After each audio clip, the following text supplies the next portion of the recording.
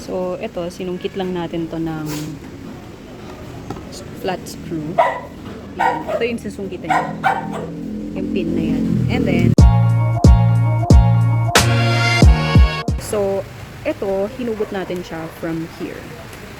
Yan. Tapos, ito yung contact point niya. So, possibly, hindi siya umaabot or madumi na. So, yan yung lilinisin natin.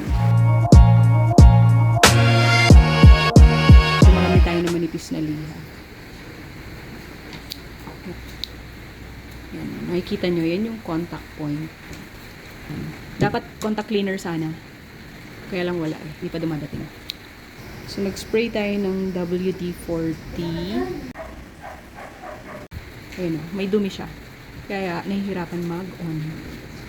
Yan. Siguro okay yun. Patuloy lang natin konti.